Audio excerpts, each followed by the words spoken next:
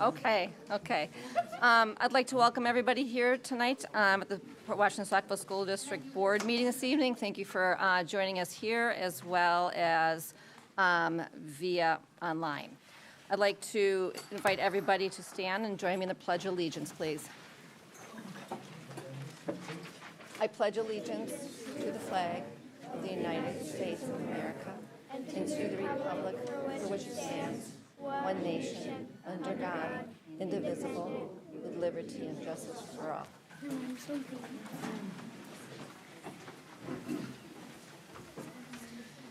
Thank you, everybody, for joining us. The first item of business is parent and visitor participation.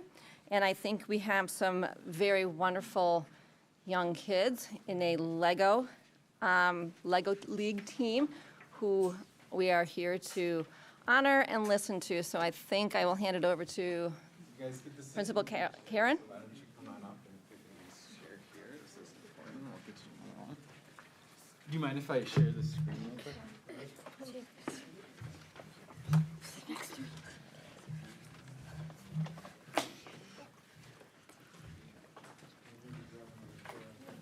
Yeah, let's get you one. Oh, I'm sorry, buddy. Yeah.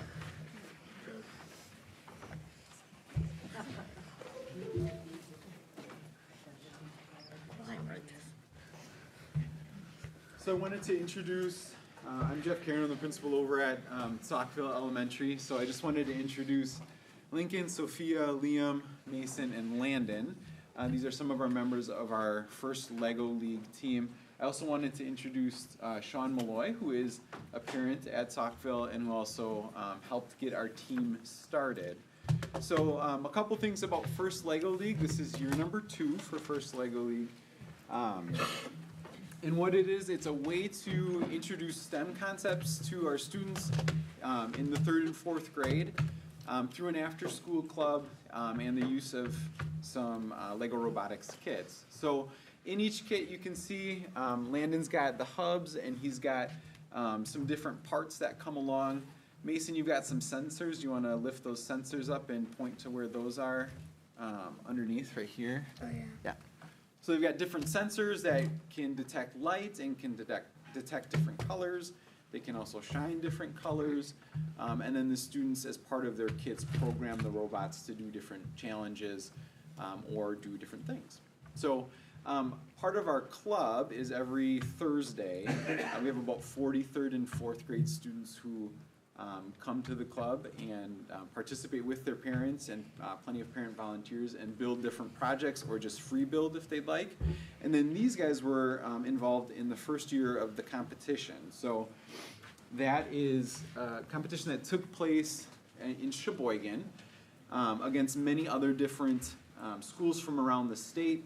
And then there's 3 sections of the competition, one that deals with actual robotics, one that deals with creativity, and then one part that deals with some problem solving. So they got in front of a panel just like you guys here. They presented their project. So here's several of our guys here presenting their project. Here they were being judged in front of everybody, and their parents were there too. And then there is the competition board. So do you guys want to speak a little bit about or have maybe questions from the group about the competition and what you guys went through? Sophia, do you want to talk a little bit about maybe this part and how you prepared for it? Well, how we prepared for it was, so there was these training tables, and we would first, before we started on any of them, we started with one mission, and then we would build off and keep on doing the other missions, so then it would be easier. Instead of coding all of them at once, we would take it one step at a time. Very cool. Landon, do you have any highlights from going to the competition? Anything that you thought were exciting? I thought it was really cool seeing the older kids do their things. Since they were older, they got to use more advanced robots. The high schoolers were using robots that were, I don't know, almost as big as the table. Okay. You guys, any of you guys want to talk about trial and error? So maybe Liam or Mason, do you remember building, or Lincoln, do you remember building and working through this project at school, after school, and how many maybe trials it took you? It took us a bunch of tries to have it do the right thing, but then we were really excited when it worked. Yeah, those were really fun times to see you guys when you got the projects to work after trying multiple times. Sean, anything that you want to touch base on? Yeah, I mean, next year we're going to try and bring it to the middle school. So if anyone's interested, and from the school board or superintendent's interested in collaborating on that, right now we're looking for a little bit of funding. So last year we got donations from companies. So I'm working right now on getting some more donations so we can bring it to the middle school next school year. Yeah. That's it. I was digging through my photos, Sean, from the very first meeting we had when we had a single kit and we had about probably 30 kids that were involved, and all the kids were huddling around the kits, and we didn't know exactly how to divide them up. But Sean has done an awesome job.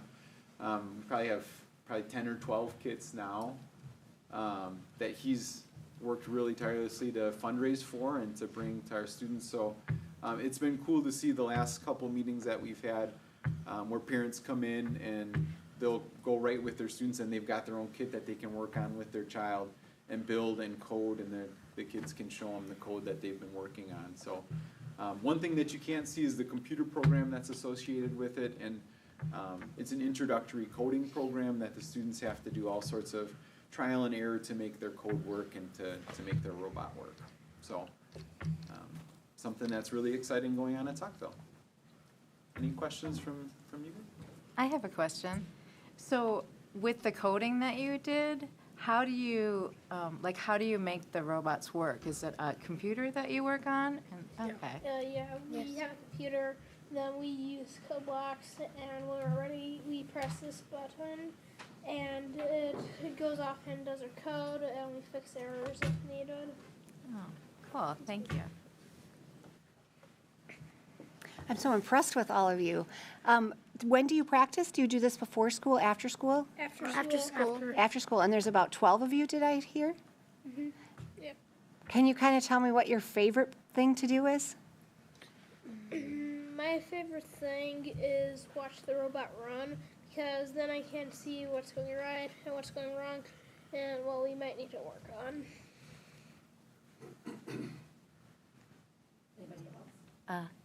So could you explain, how did you guys work through frustrations? Because I heard trial and error, that you guys had to go through that. So how were you guys able to work through that? Like, what did that feel like?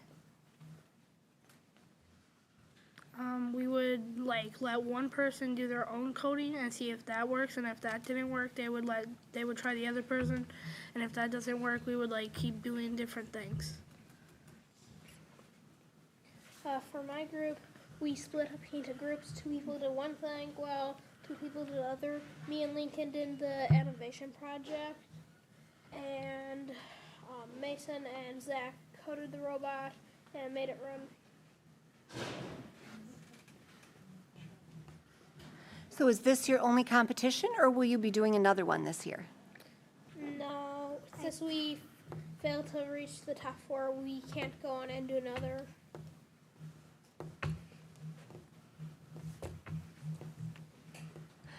Well, I think we are all impressed with your ingenuity and your teamwork, which is one thing. Second thing you learned is that failure actually is education, so never be afraid that something's not going to work, because you'll learn something by that, and by individually figuring something out or as a team figuring something out. I'll let you know that the school board and the district's very proud that you competed, and it's really not, it's wonderful to be in that top 4, but there are only 4 in that top 4, and the successes that you have, you just carry to the next year, and you build on that, and you grow, and we're real excited that you came and you showed us these things, because we know they kind of exist, but we don't really know, and we don't have faces to or names to what you do. So we're very impressed with this, and we're very happy that we have parents that will participate and want it to grow into the middle school. And just know that there's probably a spot for you for the robotics team when you get to high school, which seems probably ages away from you when you look ahead. But they'll be very happy that we have some minds that are already preparing for that and preparing for finding just an interest for yourself as you kind of grow. So very much congratulations for doing this, because I look at those pictures, particularly the one with the judges. It can be pretty intimidating for anybody, but for you guys to go up there and confidently present your project and answer potentially any questions that they have, that's a skill above and beyond robotics or mathematics or teamwork. That is something that you're far ahead of other people who don't do that. So there's a lot of positive things and things that you should be proud of. So thank you for showing us tonight, because we're very excited for you. Thank you.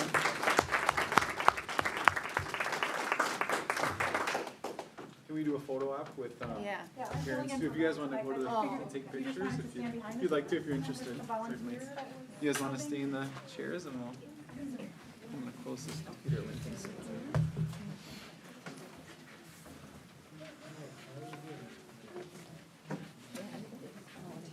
Should we kind of split here? Excellent. Sure. Yeah. Okay, smile big, you guys.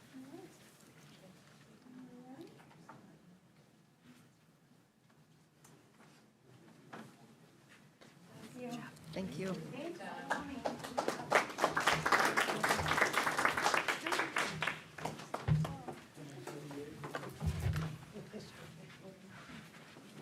Lincoln, you guys are all done. You can just push in the chairs.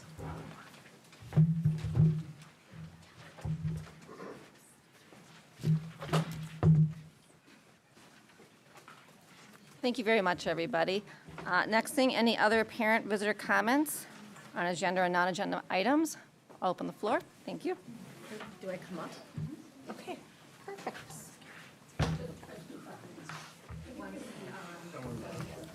Testing. Testing. Good evening. My name is Jeannie Kaza. I am a teacher here at Port Washington High School, but I'm speaking tonight on behalf of the Port Washington-Saukville Education Association. And we wanted to let you know that we are very thankful to the board for the lovely cupcakes that you sent us. They were so yummy and much needed right before break. We really appreciated that wonderful treat.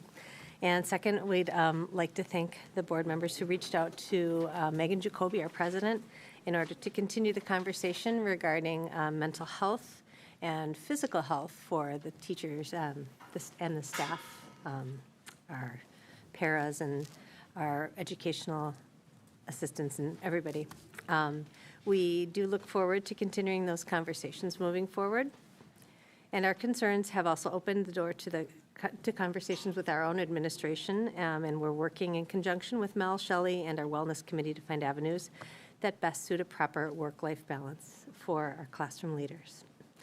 And we will save our thanking Brian for a time that he's here. But thank you very much for all the support that you give to the teachers, the staff, and everyone that works here at the district. We appreciate you.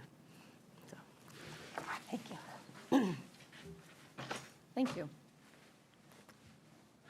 Student council report. I do not believe we have a student here. Oh, there you are. What? You can come up.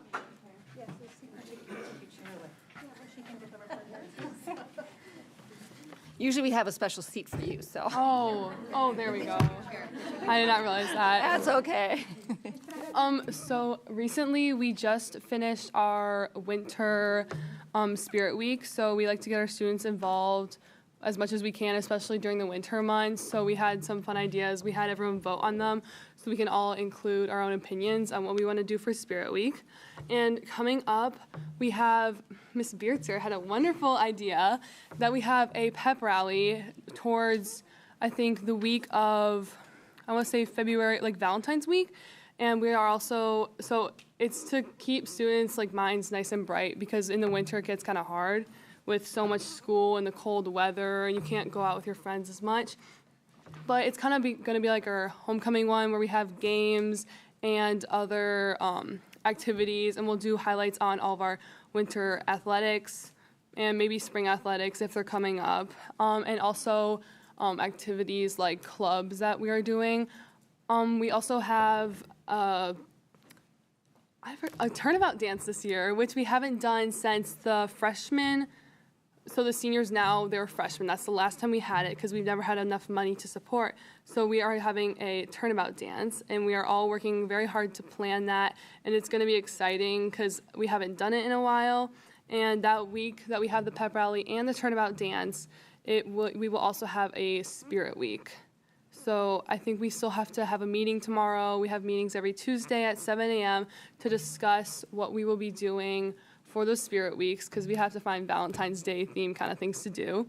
And lastly, we have our fundraiser. Well, it's not a fundraiser. It's just a way to gain money for us. But we are selling little giraffes this year with little hearts on them. And we also sell roses and puppy chow. And we did it last year, and it gave students like something fun to do and something nice to give to your friends for Valentine's. And it gained us a lot of money last year. So I think that's all that's going on right now. That's all I have to say. Yes. Okay, thank you. I have Any a other question. questions? Yes. Where do you sell these? We usually sell them. Could we buy them? Is what I'm wondering. I mean, And give them to people? maybe, I don't know. We could work on that if you'd like to, but we usually, so the week before we give them out, so it'd be the week before the Valentine's week, we have people from student council who go around during lunch hours and just kind of bring like sheets around. We have sign-up sheets and we collect money, and we just all take turns signing up for what lunch to go around and ask people if they want them. Okay. Also, We could maybe pop in during, yes, lunch During hours lunch. if you'd like. Yes. Yes. Do you know if you're doing a blood drive this year? Isn't that usually in February? I think so. It hasn't come up. I'm not very educated on that right now, so I can't talk about that. Last year I believe it was closer to the end of the year, but I may be wrong. We haven't talked about it yet, though. Okay, thank you for the update. Okay, you're welcome.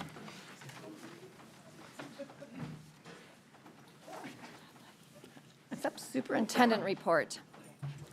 Thank you. Today's report, I'm going to be turning it over to the directors here shortly. It's an update on the strategic planning work. If you recall, at the beginning of the school year, our directors, Brian, Mel, and Tammy, started with our subcommittee work based off the themes that came out of our survey and our fishbowl. They've been working the entire first semester to really mine that data down, kind of figure out exactly what are some of those themes that we can start to bring to the larger community sessions that will be held in February and March in preparation for the launch of the more details of our strategic plan.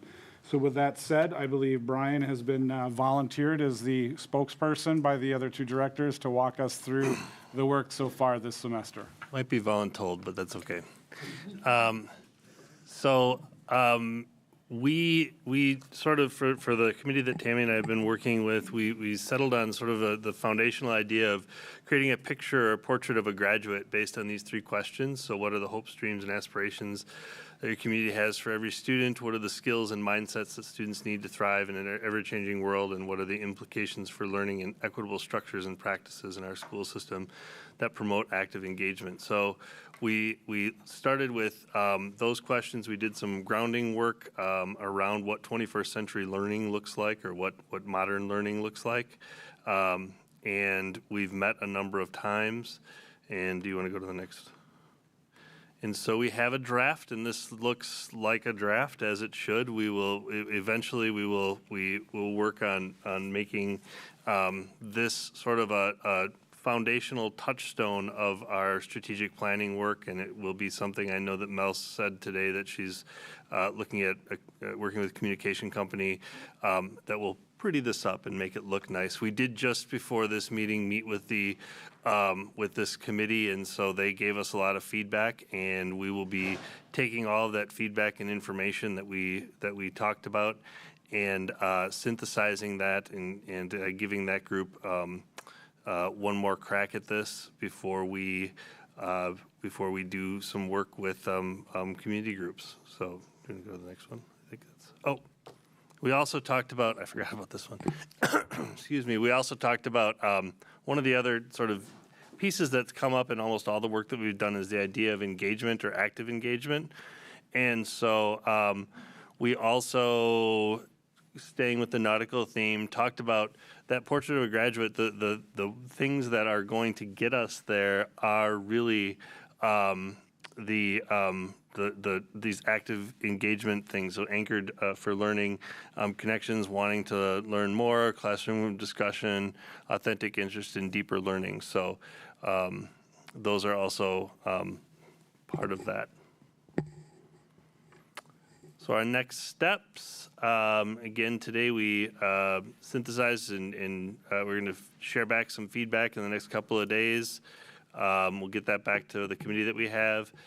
There are building tours, so the operations subcommittee that Mel has been working with is running kind of a little bit parallel, but really I think we want to make sure that we understand what the community's desire is in terms of that portrait of a graduate, or what do we want our students to look like, because that will be a really good context when we're talking about what the facilities need to look like.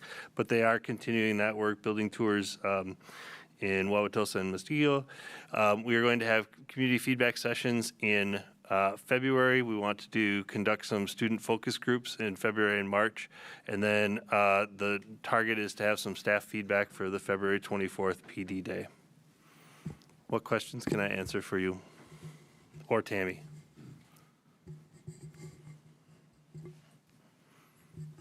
And then additional foundational information that I would put in the spaces. You can see the student focus group and the feedback sessions are February, March. That's going to give a little bit more of a focus to the picture, so to speak, since you saw the term picture of a graduate in there, to the picture of a graduate that will allow our directors to work with staff this spring and summer to really mine down in our curriculum, in our instructional practices, our social emotional sports, our programming, etc. What we're doing well, what are our growth areas, so we have all that information. So once it's all sorted and we say this is the portrait of a graduate, we'll be able to say, and here's where we need to grow, here are the things that we're doing well, and they'll be also using that information this spring and summer and beyond to map out that what's going to happen in the first year, third year, fifth year, etc. And we'll do that, I think, I don't know if you said in the form of audits in the different areas that we have, which we're already starting to work on some of those. Yeah, it'll be in the form of an audit. We use the word audit intentionally because we want you to think through the lens of like a tax audit. So it's not necessarily looking for the celebrations. It's looking for the areas of growth. Our principals and BLT members are experiencing that starting this next Friday, where they're doing a skip audit to really look at those growth areas as well. So our buildings will be exposed to that language of audit and that practice of audit.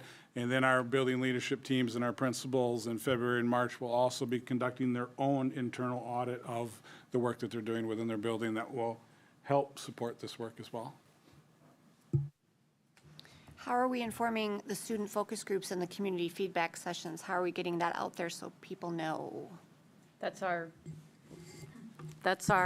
next step in terms of solidifying the dates, and then for the community feedback sessions, to get the dates out there, we're looking at having a early morning session, a midday, and then an evening, so that we are responsive to different work schedules.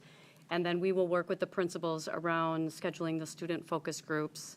And then I'm assuming that we'll do that through the community newspaper, Facebook, getting that information out so that we get everyone's voices who want to be part of that included. And will one of those community feedback sessions be in Saukville?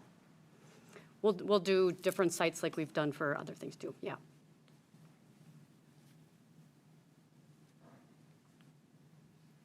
Any other questions? Well, thank you for the update. It's nice to see the progress and how the work done in this previous year with the fishbone and everything kind of like going into the filter and, coming out and sort of seeing some direction. So thank you very much for everybody's hard work on that. Next up, consent agenda. I'll ask if there is, it's in your board packet, and I will just ask if there is anything that anybody has questions on that needs to be pulled out and or verified, or any corrections. Dave, can you remind us of the date for staff to let us know if they're retiring? They have the ability to let us know at any time, but end of January is traditionally when we want to have as many of those names as possible, but people can still retire after that date. I'd like to pull B from consent agenda and approve A, C, and D. Motion by Sarah, do I have a second? A second. Second by Yvonne. Okay, so I'm going to have a roll call vote on that, starting with Brian Stevens. Karen, or I'm sorry, that should have been, my names are out of order, so should be Brenda, Aye. Yvonne, Aye. Karen, Aye. Danielle, Aye. and Melissa, Aye. Doug, Aye. and Sarah. Aye. Okay. And that was for everything minus B? Correct. I need a motion for consent agenda item B.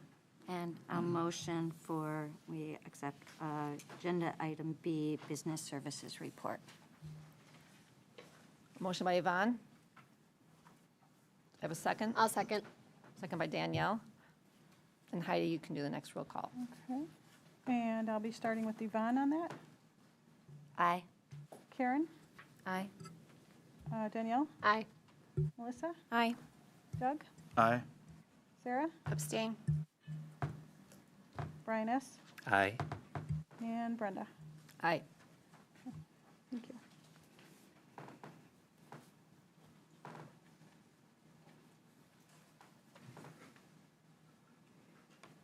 Next up, new businesses. First item is joint Alaska ballot order for upcoming board elections. We have 3 members that are up for the election, and within each of those seats, there are multiple people. In the city of Fort Washington, there are 3 candidates that are going to be running. Therefore, we will need a primary in April, I think 21st is February 21st. February. We'll have the first primary in February to reduce the number from 3 to 2, and the following, all seats then will be up for final election in April. So the board selects or picks the order of which the names appear on the ballot, and we will do all of them right now, and I think we'll have to reselect in April. Yeah, after, yes. The primary for the city of Fort Washington is reduced from 3 to 2. And we Yes. will select those before April, but we will do all of them today to get the The ones that we can, correct. and we will do them in the order of the seats. I will be putting them in the box, and Yvonne will be selecting them, and Heidi will be recording them in the order. So the first run seat is the city of Washington, and we have Kirsten Sira.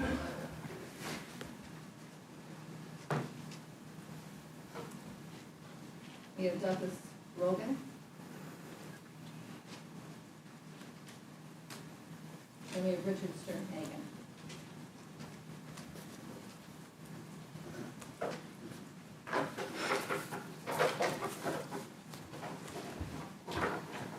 So seat number 1, or Brenda, can I ask a question before you do that? So are you drawing right now for the primary?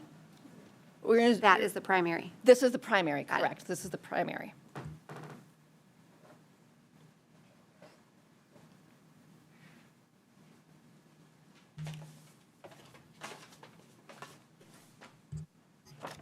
So Richard Sternhagen? All right.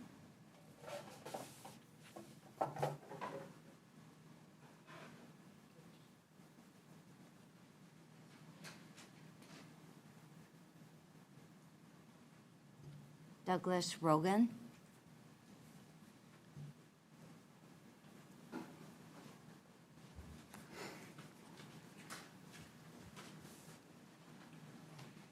And third, Kirsten Sira.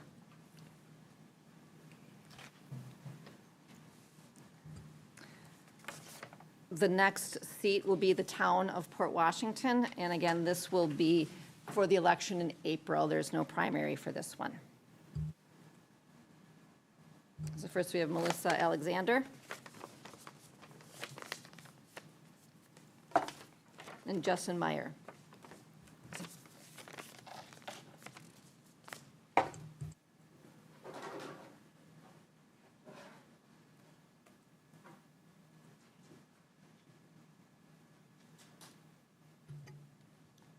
Melissa Alexander.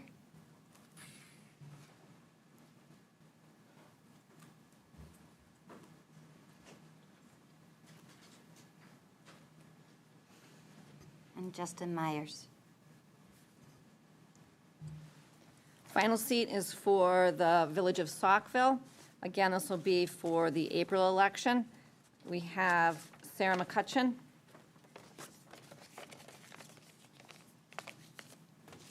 We have Dawn Brooks.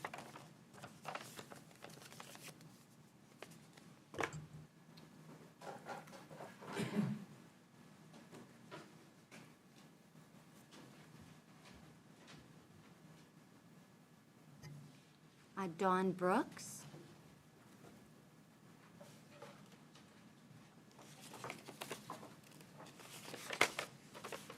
Sarah McCutcheon.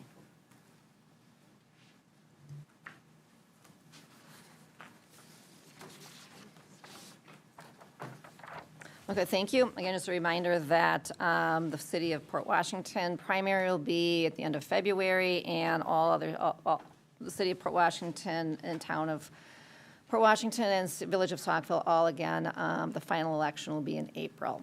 So, thank you very much. Next up, we have the report on the middle and the high school DPI report card data, the interventions, and the school improvement plans. And I will turn this over to middle school first. Okay, sure.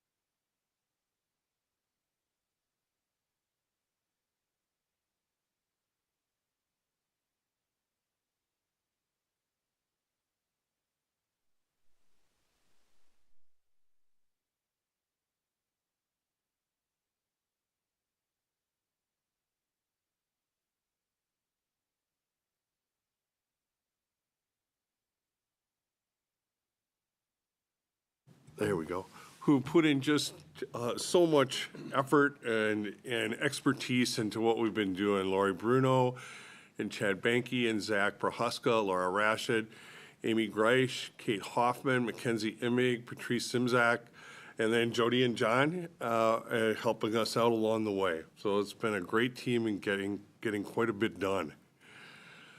Our report card, our overall score came to 74.7. Exceeds expectations out of that on the DPI scale. If you compare that to last year, it's a little bit of growth. Last year we were at 73.8. This year's 74.7. So some glows out of that.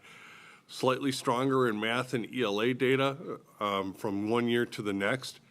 An increase in the number of students scoring in advance, a decrease in students scoring below basic in English, language arts, and math. Our growth score rose a full point, which is a good sign of things to come. So the students, where they were one year to the next, that grew. And our target groups, our groups that struggle, our cohorts of students who tend to struggle the most, those groups increased by 2 points. That's a really good sign. It's an indicator of some of that our efforts are taking root, like WIN and some of those kinds of things, our RTI efforts. And it indicates that we should should continue to see growth. Report card glows again. If you look at the bracketed red on there, if you look, those orange and yellow. The orange is the below basic, the yellow is the basic. Those each decreased from one year to the next, from 2020-21 to 2021-22. And then the purple and kind of aqua color, those should increase, and they did, in each ELA and math. So those are good things happening. The report card grows. Our growth is slight. Okay? It's not, there's nothing particularly overwhelming there in terms of the numbers. So growth is slight, and as such, it's fragile. Okay? But again, I would point to those target groups increasing by 2 points, our growth areas increasing by that full point. It's a good indicator that things are going in that right direction, and we should be able to maintain it. The slight decrease in overall achievement from one year to the next is a little concerning, 74.4 last year and 74.3 to this year. Okay. Our school improvement pillars, we've been focused on Tier 1 instruction. So the first pillar is that high quality teaching practices in all of our classrooms. And the BLT staff have truly brought into looking at our instructional practices, how we can improve, how we can do better. And the next step was our PLC work, and we wanted to make that more organized, more efficient, more systemic, so that we're doing the same things from one grade level to the next, from one content area to the next. And then lastly is that SEL work, the social emotional learning. And we put in different supports for our students. More of a holistic approach. Our continuous improvement plan for Tier 1. Our professional development cycle for Tier 1 involves our walkthrough, and our walkthroughs then determine our areas of focus. And our BLT, when we do a walkthrough, we do a walkthrough through our entire building, utilizing our entire building leadership team. Oftentimes we have district members come. Tammy and Dave have both taken part in those. We're visiting in excess of 60+ classrooms on those walkthroughs. So we're getting a good snapshot in that moment of what our instruction looks like. That walkthrough data then informs our BLT where our challenges are, where our glows and grows again. What are we looking at? And we find those things that we're doing well, those things that we need a little bit of work on. Then the professional development that comes up, and we have one coming up on the 16th, our building leadership team looks at that information and decides how can we tailor make that professional development to fit our needs. Okay? And I think so often as educators see the professional development that they receive a lot of times just doesn't fit them in different ways. This is very much tailor-made to our needs and what we're seeing. And our teachers help create it. Okay? Building leadership team has been just instrumental in making that go. So once that professional development is done, then we're looking at our practice and implementation. So we want to see what we've done our professional development on. Then there's some accountability. We want to see those things that we've given that professional development on. We want to see them implemented in the classroom, because if it's not happening in the classroom, it really doesn't make a lot of difference. Our focus area, again, high quality teaching practices in classroom. What we've completed so far, we've completed 4 walkthroughs and several PD and PLC sessions. We've used each of our Tuesday, our teachers have common prep time on each of their work days, and it's 90 minutes apiece. On Tuesdays, we meet with each grade level, and we go over every other Tuesday, we go over a PD module. And Patrice Simczak has been our learning instructor, our learning coach, and she's demonstrating and going through a PD session on each of those Tuesdays. Then we met on those Tuesday evenings to work to give teachers times to implement it from 2:50 until 3:30. Okay? So there was time then to implement, and then we would see that growth. And it's been pretty amazing. We've seen some really, really nice things happening in our classrooms. For the future, we've scheduled nine scheduled walkthroughs for the second half of the year. in progress. We're narrowing our focus a bit, and that's what's that is a very nice feature of this whole cycle, is it's a living, breathing document. And we've been looking at it and saying, okay, our walkthrough tool, what we're kind of looking at and our look-fors for when we go and we walk into classrooms was a little too wide. Okay? We had said Tier 1 instruction, and Tier 1 is a lot. Okay? That's a whole lot of stuff to look at. Now we're saying, well, let's get a little bit more granular with that. Let's look at wait time, which is when teachers ask a question, how much time they give for a student to respond and think and really articulate a good answer. Because the tendency for a lot of people is to ask a question and you want a response immediately and you don't give that student the time to really think. So it takes a little practice to give more time. Then there's higher level questioning. So oftentimes we saw, our BLT noticed, the questions that we were asking by Costa's level of questioning fell into 1s and 2s. They were more rote responses. They really didn't require any critical thinking of note. And now, in order to do higher level questioning, it takes extra planning. You can't. It's very tough to come up with higher level questions just on the fly. You've got to plan those out. And our teachers have been really good about now just beginning to work on that within their PLCs.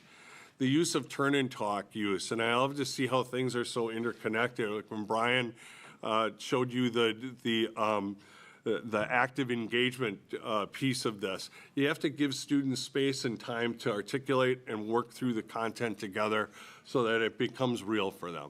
And turn and talks are good. Turn and talks are one way of doing that. But if they're implemented in a fashion that becomes artificial, it becomes artificial to our kids, and you're really not getting what you want out of it. Our next steps are nearing the next dates of our walkthrough, and again, we have 9 more. We have 9 more to get through this year. We'll review that data on our focus areas, and we adjust as needed. Okay? It'll change. We'll know. We'll see through the data that okay, we've become stronger in this. Now we need to focus in on this. Our professional learning communities. Our PLC structure, we're working in a professional learning community means teachers plan, they teach, they reflect, they reassess as a collaborative team. And what we've asked our teachers to look at is just to ensure that our scope and sequence is similar, and that to eliminate any of what I call just an educational lottery. If I'm a 7th grade student in social studies, and we have 2 7th grade social studies teachers, I shouldn't go to one room and see something wildly different than in this room. Their experiences should be similar. All right? So that's our hope out of that. Lesson plans are a joint effort in uniform. We are always stronger together and more creative together. And when our teachers put themselves to work together on these things, it's just amazing what they come up with. Their creativity is phenomenal. Our assessments are common, and time is given to garnering that data and then using that data to inform the future instruction. And what I mean by that is, so now take those 2 7th grade social studies teachers, if they're giving the same summative assessment and then breaking that down and looking at the standards and saying, okay, we fell down on standard whatever that might be, okay? Cause and effect is an area that we seem to struggle with. Now we know in the next unit, we've got to spiral that in order to get stronger, right? So that's what common assessments do for us. And in our PLCs, we're never done. We just look to continuously improve. And we look at our students as a whole and say who's being served and who's not, right? So those are what we hope our PLCs do for us. Focus area number 2, organized, efficient, collaborative PLC process. We've had PLC at TJ for a long time, but it's been inconsistent from grade level to grade level and content area to content area. And we've reviewed our expectations for our PLC teams. We've provided time and support for planning and instruction. Okay? So we've really looked at those 2 things. The teams are in progress. Teams are currently working through the PLC planning progress, at least 1 structured time per week and oftentimes more. Many times we have that one Tuesday. Teachers then often meet on Thursdays and usually we have at 6, 7, and 8 Our teachers have a partner, right? So if you're a sixth grade math teacher, you have a sixth grade counterpart math teacher. And they focus in on what they need to do on a Thursday. We'll also have one monthly time where we pull all of our teachers together and then we can vertically team. Right? So then 5 through 8, all of our math teachers can meet and plan. All right.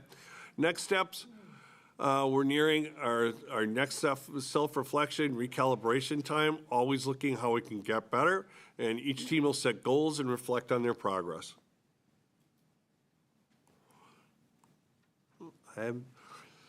Our social and emotional teaching and support. And so it's imperative for our middle school to look at our students holistically. And in 2021-22, we began our all-in program. That was just a soft start to our day. It's the first 15 minutes of the day. That's a mixed grade level of students, and they have that same teacher then for their time through the middle school. And it gives them a person that they have all the way through, so it's hopefully someone they connect to, and if they have any issue, any challenge, they have somebody they know they can go to because they've known them for 3 years. Our fifth graders are still with fifth grade, but 6, 7, 8, it's a mixed group. All right. In 22-23, we began the social and emotional learning program, which meets every Wednesday for 30 minutes. All right. Just again working on those different mental health skills, I guess we would call them. Is that fair to say? Yes. Yeah. In progress, our PBIS team and student services team is continuously monitoring staff and student social and emotional data, and we make adjustments. Jody, anything? Yeah, so we run, our staff takes the DESA, which I have heard of. So they, that's a survey that they take just to keep a pulse on our students. Additionally, our students, they all take the connection survey a couple times a year as well, just because we feel it's important to make sure that students have connections with adults in the building, and anything we can do to help with that, whether it's if our counselors need to run small groups or different ways to promote and make connections and have our kids feel welcome. And our PBIS team, we're in the process of going through Tier 2 training, which is great. And that was one of the discoveries for that SEL implementation.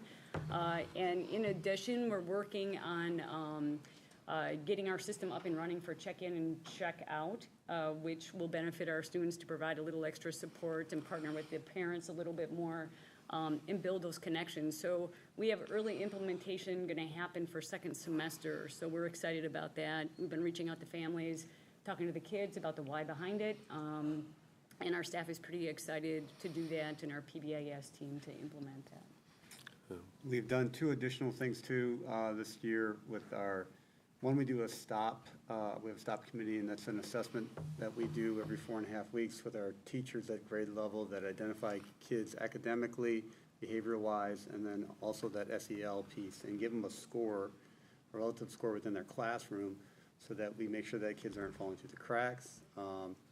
And we use that data along with when we do students of concerns. We talked about our team meetings. Our team meetings are every week on those Tuesdays. Every other week we do a students of concerns. So then we, at the grade level, identify our kids that are struggling, whether it be academically, socially, in the classroom. And then we, as a team, the teachers then and us, along with our counselors, try to come up with solutions to try to help the kiddos out and make improvements. So we do have a system in place. We track all those kids where they're at, and that may lead to some Tier 2 PBIS interventions to get check-in, check-outs.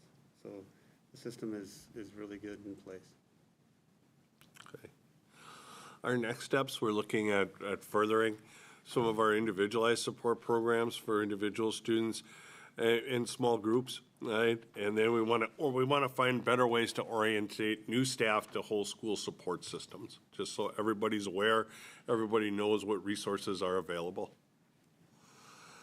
Our timeline, similar to what you've seen from, I'm sure, other schools, just a lot of walkthroughs, a lot of looking at our data and having that inform our future steps and creating our next skip for next year. Some of the benchmarks, some of the data that we use are iReady reading and math scores, and we're just in the process now of working on our second battery of iReady testing. Our forward exam comes up in March through April, ending in early May. We also look at just overall grades and things.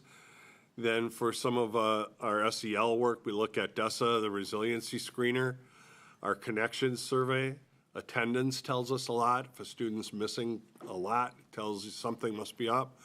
Our staff pulse surveys, we've given two pulse surveys just to see how our staff is doing, how they're holding up. Behavioral incidents, our ODRs give us a good idea of how we're doing, and our safety audit all give us a little bit of information. And there you go. I'd just like to say, just, I know off the cuff a bit, I just feel like at TJ, we've leaps and bounds over the last 2 years. And I want to thank Dave and Tammy and Brian and Mel. The support's been amazing, and just the initiative to take it on. And our teachers, they've worked so hard to make the implement and look. Sometimes it's hard to look at your practice with a critical eye, and we're getting there. So it's a good move. I have a question. I think what we've seen, like you said, in this past year has been fantastic, and really sort of like just really analyzing how we're delivering education. And I know maybe for some, I know you have like professional development days, and then teachers are going to be implementing it within their classrooms.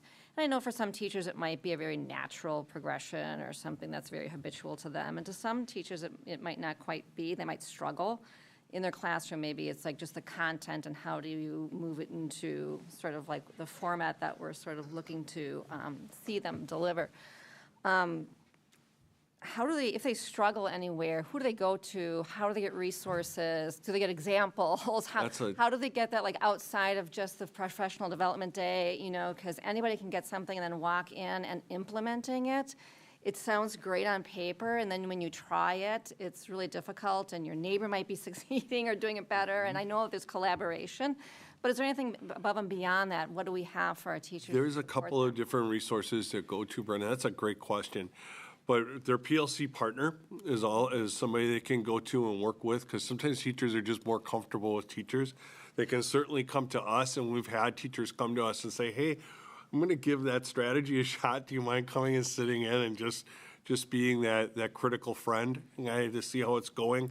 And then I have to give Tammy some kudos. We looked at Patrice Simchak at the beginning of the year was looking at being a math interventionist, but we have gotten such huge traction out of Patrice being in that instructional coach role.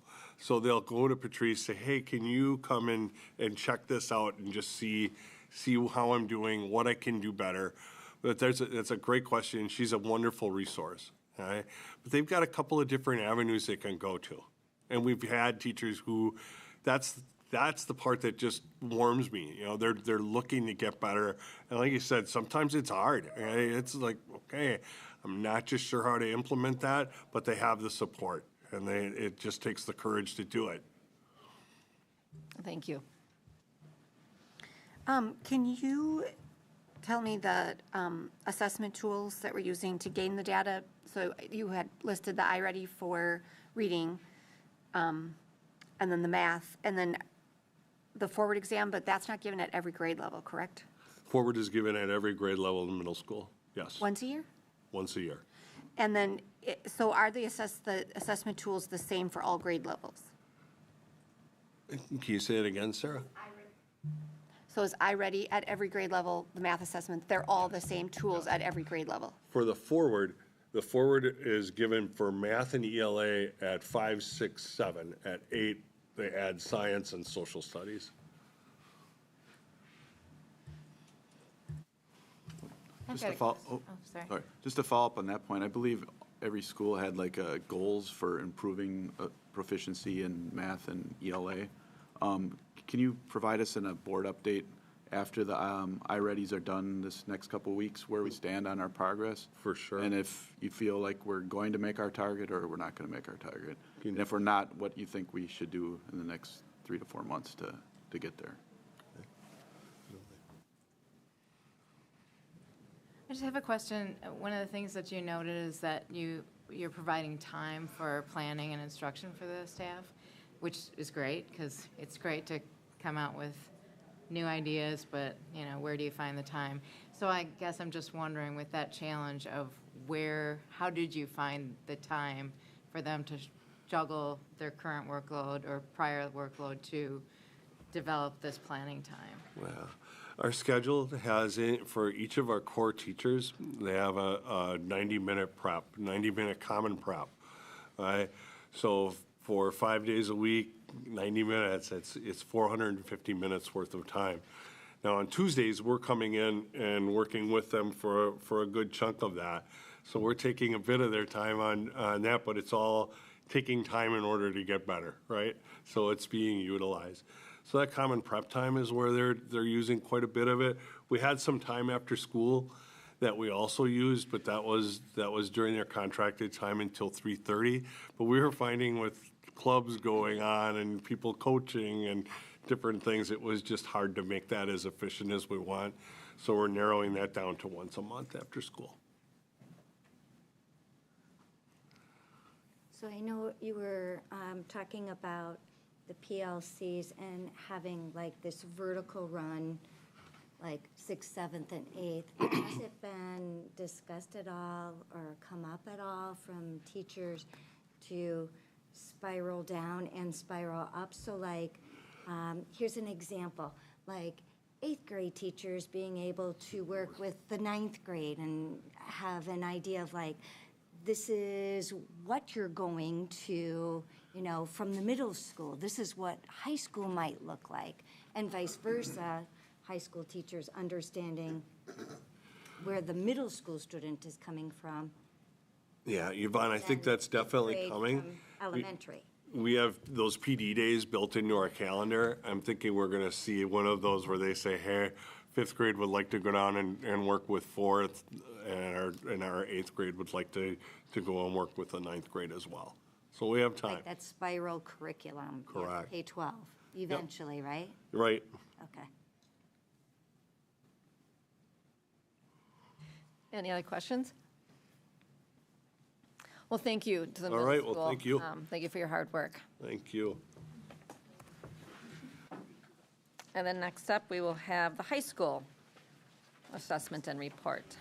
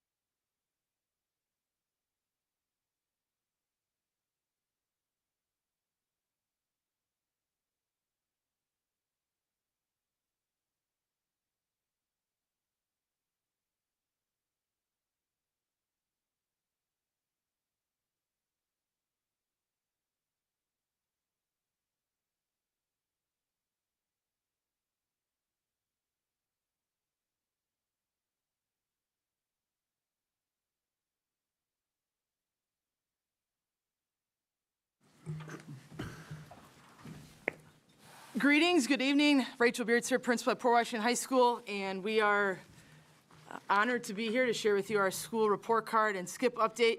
To my right, Dan Slorsno, assistant principal. To my left, Nate Hines, assistant principal, athletic director. In the gallery, Jeannie Kaza, who is also one of the members of our BLT. And then certainly want to give a shout out to the other members of our BLT, Joe Adamek, Mark Bickler, Jen Eason, Dennis Gephardt, Megan Jacoby, Jake Wall, and really our entire staff. Cheryl Ross behind me here as well. It's a team effort. Teamwork makes the dream work.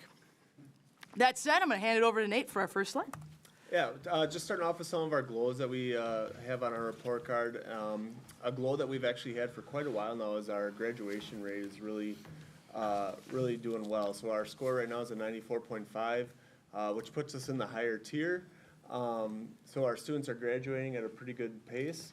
And another great stat that is going in the opposite direction is our chronic absenteeism is dropping, which means that our students are coming to school.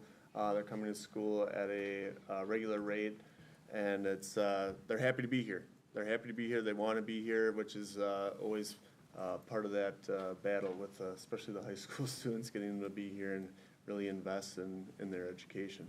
Our four-year graduation rate is at a 96.2%, so it's up 7 points. And then our 7-year graduation rate is at a 99.5%. A little reason why there's a 7-year statistic is that some of our students are able to, with their IEP services, get schooling up to the age of 21. So they always they give you that, 4-year, if they didn't graduate in 4 years, they give you that statistic of maybe they finished out in the 7-year cohort. So a major glow, our students are here, they like to be here, and they are graduating. Continuing on, we are all very proud of what a comprehensive high school we are, and that's apparent in evidence in all the options that the kids can take with business classes and tech ed classes and our science courses. And you can really see that with the amount of kids that are participating in work-based learning, which is our youth apprenticeship and our work co-op experiences. In order to do those, you have to be able to take a class in manufacturing or have to take a class that has something to do with CNA, certified nursing assistant, or marketing and banking. So we're proud to say we have 48 kids who participated in work-based learning, and it's almost double of the state average. It's just 3.4. We're at 6.3%. Also, we have quite the, as you are aware, music department. We've won some awards there. We're doing awesome there. So above the state average as well, 158 total students who are participating and successfully completing at least one music course.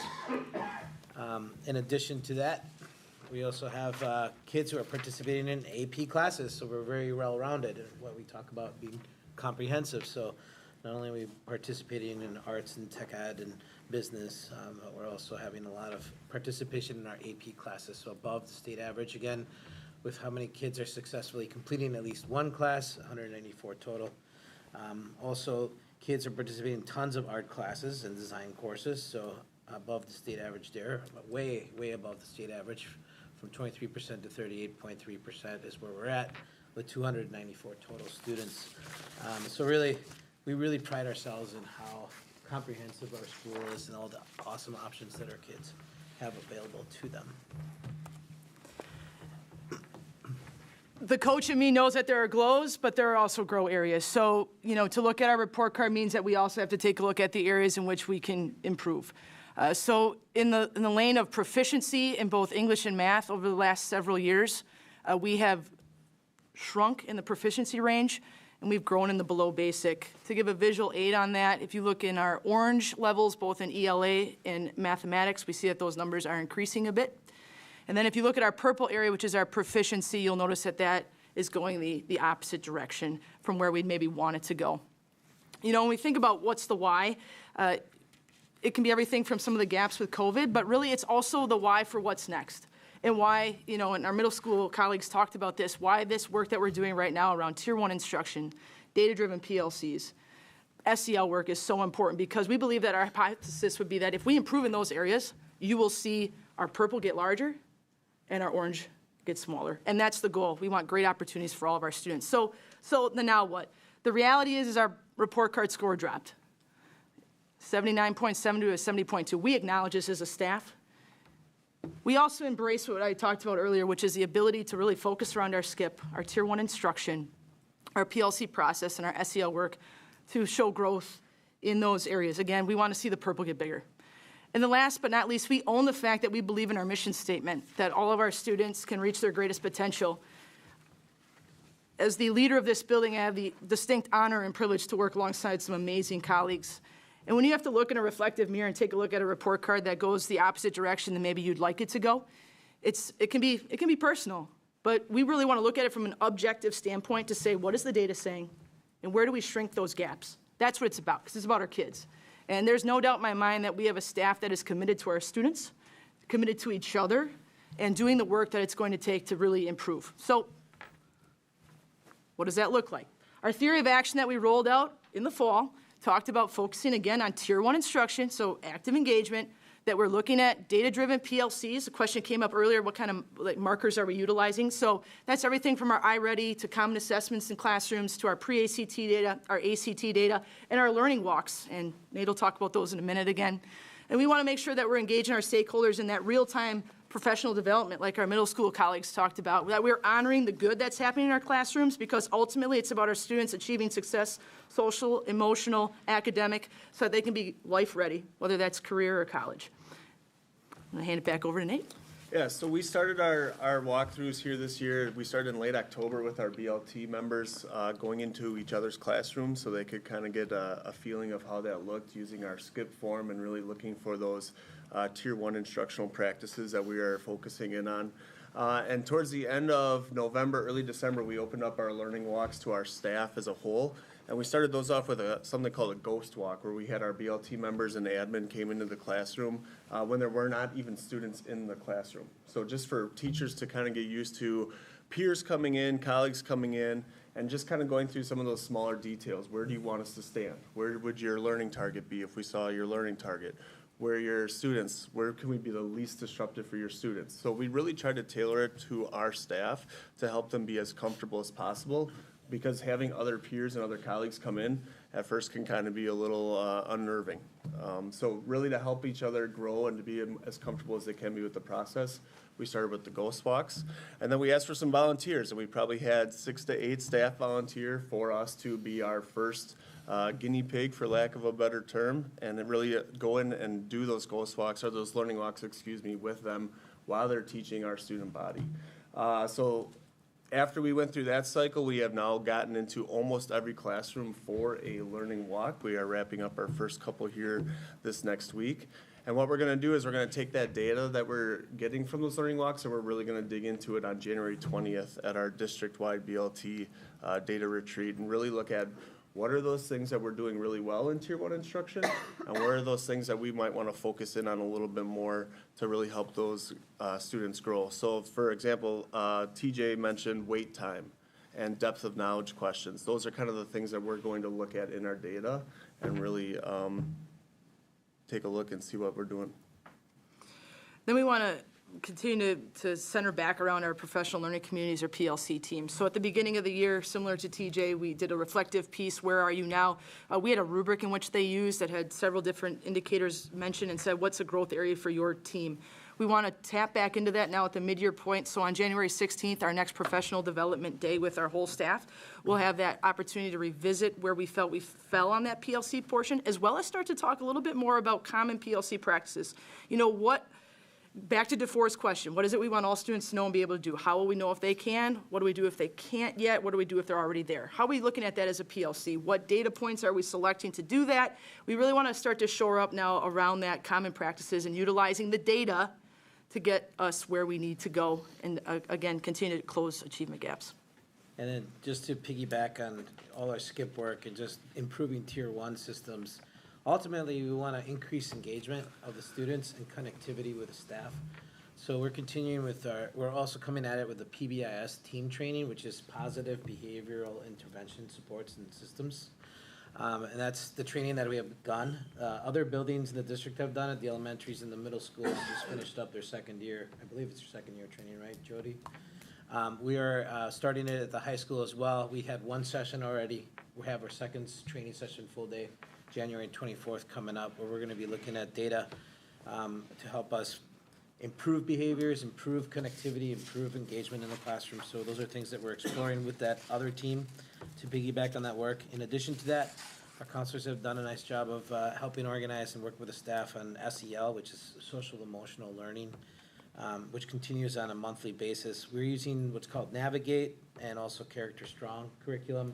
What is that? In layman's terms, it's just like a lot of DESA or connectivity surveys, interest surveys. What do they want to do after high school? Figure out what kind of career paths they want to take, what that looks like, what classes they have to take. So that is work that we're also continuing on a monthly basis in order to continue working towards more engagement, more connectivity, so we can get our scores up and get experiences, really positive experiences and awesome experiences for our kids in this comprehensive high school that we have. That's awesome. Some additional action plan steps as we head into second semester here. So we really want to dive back into Zaretta Hammond's culture responsive in the brain and that work, and then how that connects to our sense of belonging and relationship building. Again, that ties back to PD that we did in August, September. Continue to look at research best practices around that, as well as that data set within PLCs. Again, I coached, the idea that stats don't lie. So you have to look at the data, but then we also have to look at the whole child with that. So what is it that we're looking at? You've perhaps heard our teams talk about triangulating data. So not necessarily just looking at a grade or a common assessment, but then also looking at what are our learning walks showing us? What does the pre-ACT data show us? The iReady data? How do we connect those dots? How do we, crosswalk with our data to make sure that we are in fact giving our students the best possible education here at Port Washington High School. We'll continue looking at data sets and a little bit of a table talk activity when we get together on January 16th, and really that work continues well beyond the 16th of January. Our timeline remains pretty well intact. We're excited for the mid-year point where we get to calibrate here on January 20th, so I suppose that line could have been moved over to the end of January instead of February, but we look forward to continuing our learning walk cycles, what we call cycles of inquiry, really starting to granulate down with that, and then again, just kind of full steam ahead in terms of our PLC work and our work within SCL. He's a soccer player. Do it for me. Kylian Mbappe. Thank you, Daniel. Names matter, so I want to make sure he's better at it than I am, so thank you. If you watch the World Cup, he's one of the best players in the world. He plays for France, and he had this to say, and that is, we must always set the bar high, otherwise we do not progress. So we realize that we have some glows, we realize that we have some grows, and we are invested in being better together for our kids. I'd like to open up the floor to you for questions that you have for us. When are you finding the time for your staff to do like Zaretta Hammond's work, like the book study? How are you getting everybody on that same page?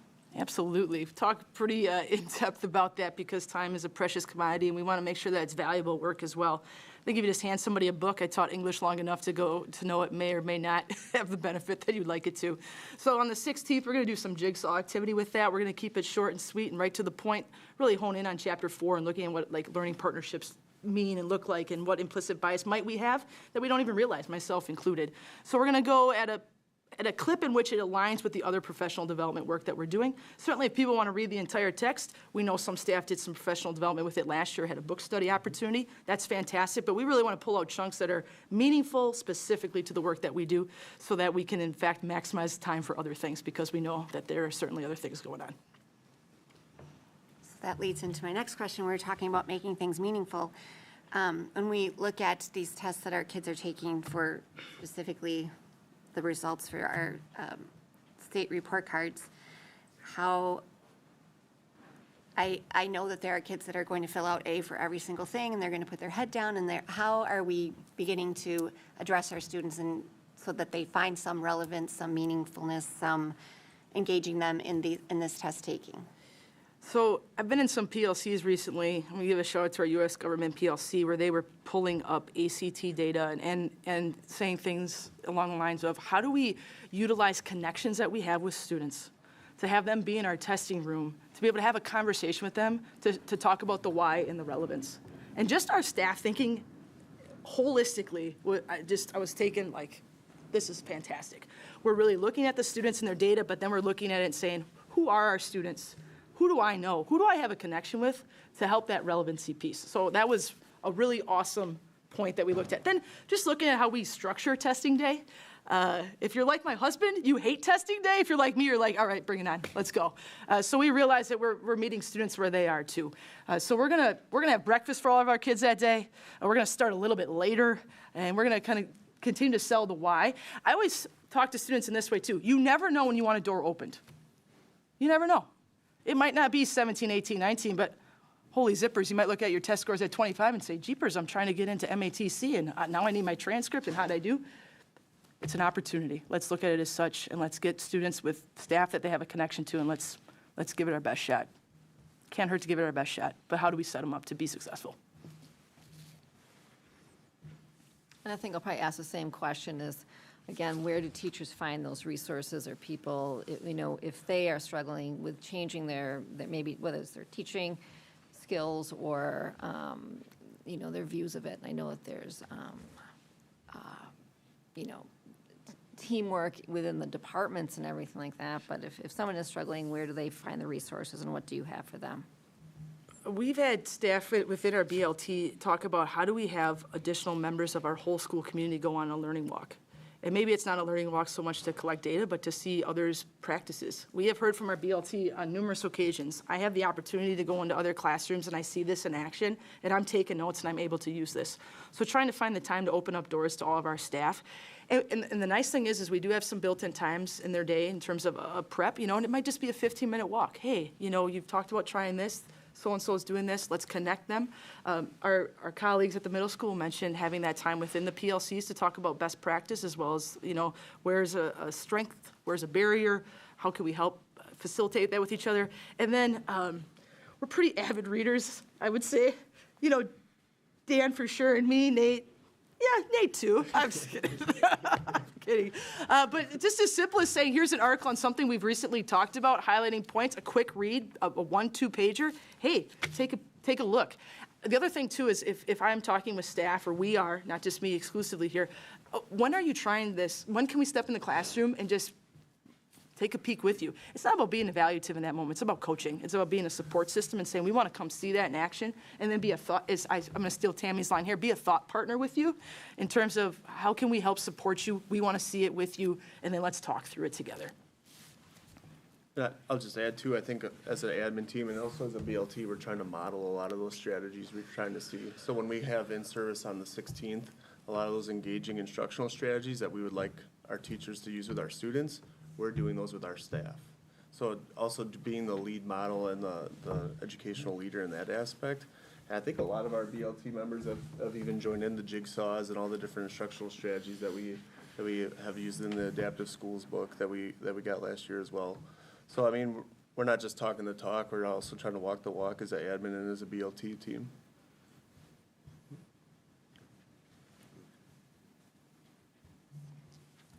So I got a question and again, appreciate all of the work that everyone is doing collectively, because I know we're really trying to help the whole student body, like, get ready for those next steps, especially, leaving school.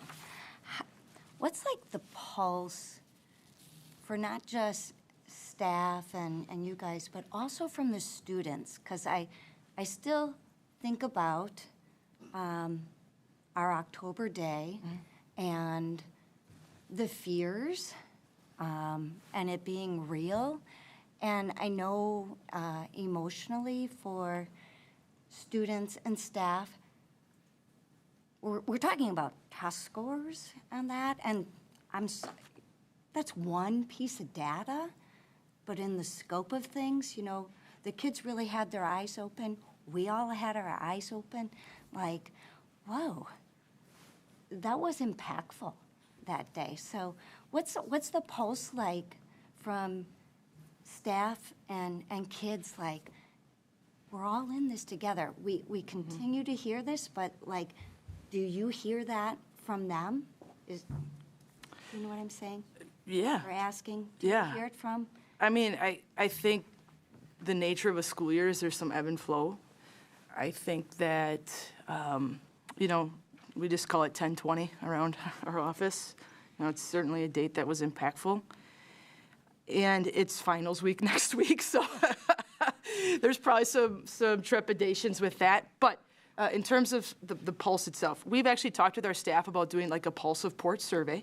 That is part of our SCIP plan, and we're kind of at that halfway point about when should we release something like that to do a check-in with our staff. Students, following 10/20, we had some listening sessions with them to talk about how they were doing and feeling. And actually, we ran an Alice drill today, and a student came in, knew what was happening, and wanted to debrief with us beforehand so that we could provide the emotional supports for that student in real time. And I get to be a part of some groups, and these guys do as well, where we just do those quick check-ins.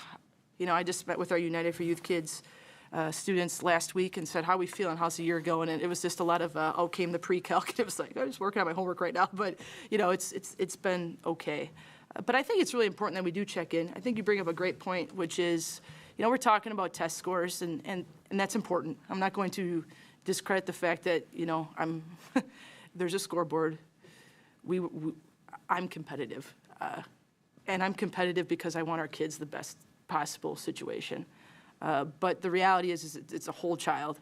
And the points that Dan made around comprehensive high school and the various offerings that we have for our students and how we have some serious glows in that area. The point that Nate made in terms of 99.5% graduation rate in a 7-year cohort, we're 0.5 away from perfect. Kids want to be here. And I think that speaks to the positives. All the other things we're talking about, control the controllables. We put our pieces in place, and I really, truly believe that we're going to see gains and growth in those areas. But it's the other pieces, too, that's why we started with it. We're here. We're comprehensive. Kids want to be a part of this, and we want them to be a part of it, too. I think they'll feel a heck of a lot better, like, during February's, like, Spirit Week, probably than during Finals Week. But, yes. And just to relay back, putting out our Pulse Support Survey will be important as well. Because people like Jeannie and Cheryl and these guys need to know that they're incredibly supported, too, in this work that we do for our students. Yeah, you're welcome. Any other questions? Well, I want to thank you as well, the whole district, and I do want to say that I've heard some very positive things about the buy-in from the BLTs, the staff, the administrators, the teachers, and how people are really leaning in, and that will, the growth in our staff, the growth in our teachers and our administrators. I want to just thank you because it's a lot of hard work and sometimes like different thinking and different processes, and it'll only just better our students in the long run. So I want to thank all the hard work that's been going on in the district in the last year and a half. Yeah. So thank you. I would echo Steve and just want to say thank you to our board. Thank you to Dave, Brian, Tammy, Mel, our thought partners at the middle school and the elementary schools. Our ad council meetings are fantastically intense and wonderful and full of joy. So we're in it together. So thanks. Thank you.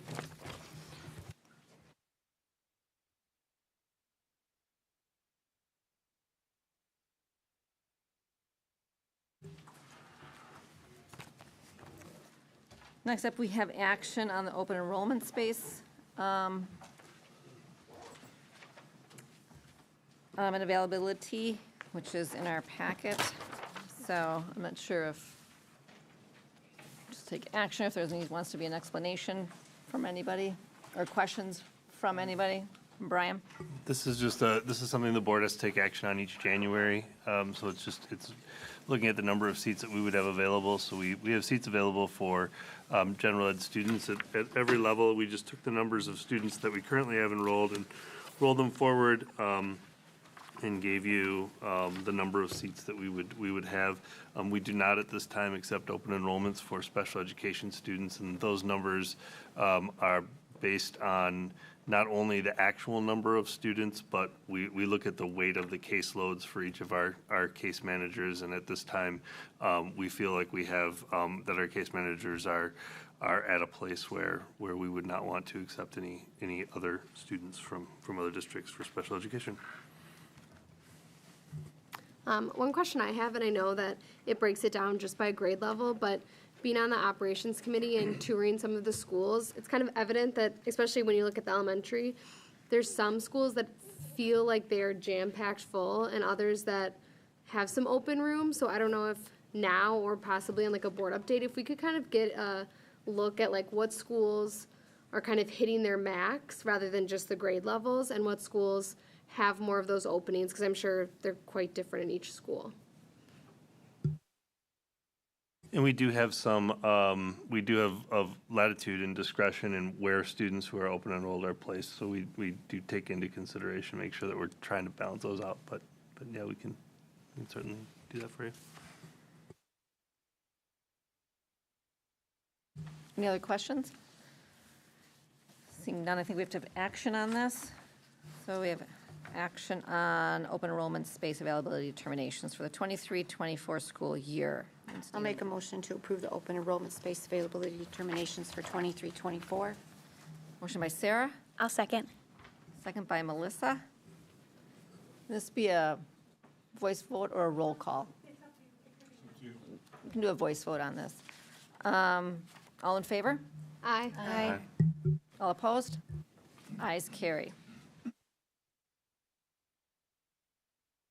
Next, we have attached action on a revised 23-24 school calendar, and I think I'll give it over to Dave. Yeah, so I'm pinch hitting for Mel. As you may or may not know, Mel is our point person for human resources, and one of the things that falls under that is calendar.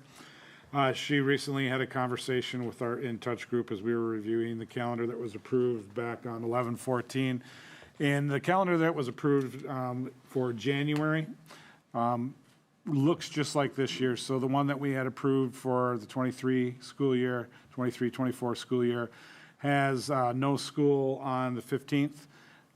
That's a staff professional development day. And then like this year, Tuesday, Wednesday, and Thursdays is the finals week, and then Friday is a staff work day to end out the semester, do the grading, and then we start that second semester on Monday. So that creates a 3-day week.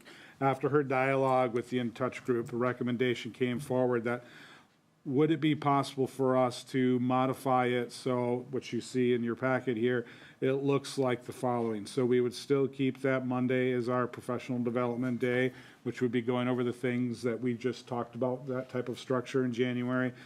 And then Tuesday, Wednesday, and Thursday would be regular school days. If you're at the high school, that means Tuesday would be basically a review, wrap up. Wednesday, Thursday, and Friday then would be the finals day. And then that Monday would be the grading day, and then we would start Tuesday on the 22nd. It eliminates that 3-day week as well, and it allows a little bit more of a constant flow. A 4-day week is a little bit easier for a 3-day week as far as routines and rituals with students. So that was the rationale on why they're bringing forward proposed change or modification for the 23-24. It is that January 15th through 22nd modification. And that leaves the semesters just one day heavy. Before they were evenly balanced semesters by days. This makes first semester one day longer than second semester.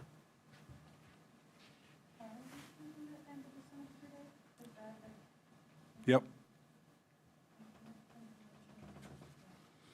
End of the semester date would be starting on the 23rd would be the first day of second semester. Be on the Tuesday, because the Monday would be the grading day.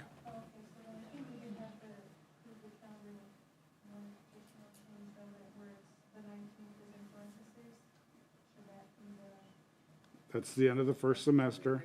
The 22nd is the grading day, and the 23rd is the start of second semester.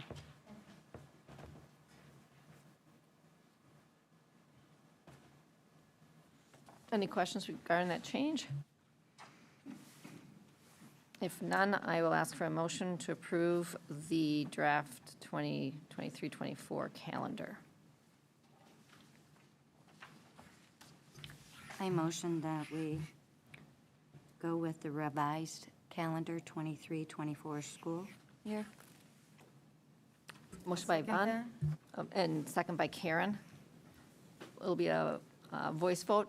All in favor? Aye. All opposed? Ayes carry. Thank you. Next on to unfinished business. First item is discussion on WASB proposed delegate assembly resolutions. The last time that this was on our agenda, Yvonne was not here, and our discussion sort of went the fact that we will give her responsibility to vote for the board. So I'm going to kind of give over to Yvonne if she had any other questions regarding resolutions or that day. So I just wanted to make sure if there were any questions about any of the resolutions. I know that Resolution 2304 with learning barriers for students with disabilities, there was something at last year's convention assembly delegation that was similar to this, as well as Resolution 2305, discipline of students with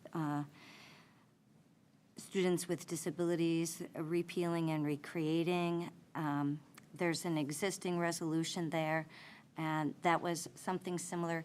Now, these are just resolutions that the delegation votes on to take to legislators. It's not that legislators will do anything with it, but I just wanted to make sure if there were any questions out there, if you feel strongly about one of these resolutions that I should vote yes for or no for, or take any questions to the delegation. If not, I'm fine. Any questions? If not, I think we will give it into your hands. Thank you. I think that's next week, right? Okay. And Melissa's going to be in attendance too. Oh, okay. Thank you, Melissa. Next up, action on the final reading of revised board policies.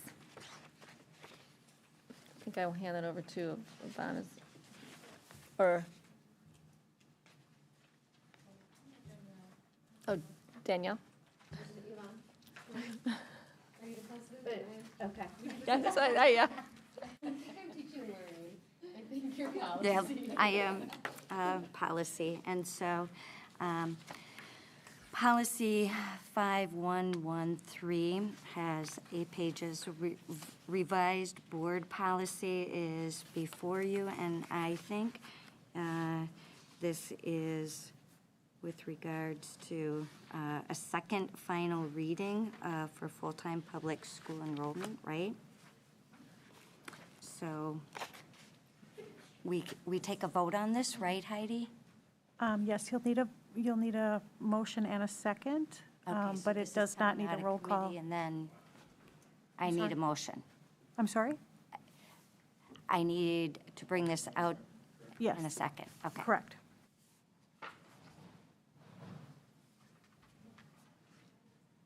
So I'll make a motion Thank you. to approve the second final reading of the revised board policy 5113, full-time public school and open enrollment. I'll second. Do you want to do it? You can- Motion by Karen, second by Danielle, and we'll do a roll call vote, so.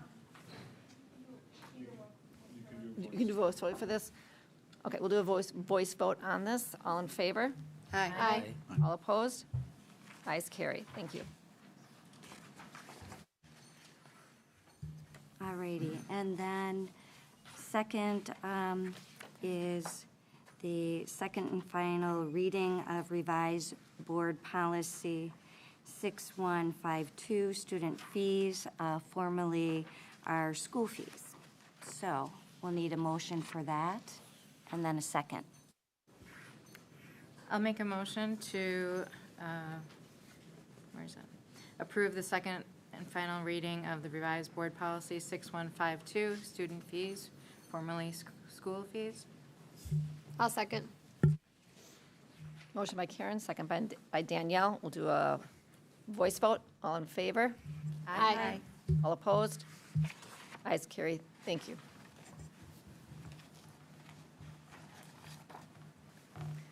Any administrative reports, district-wide committee reports by any board members?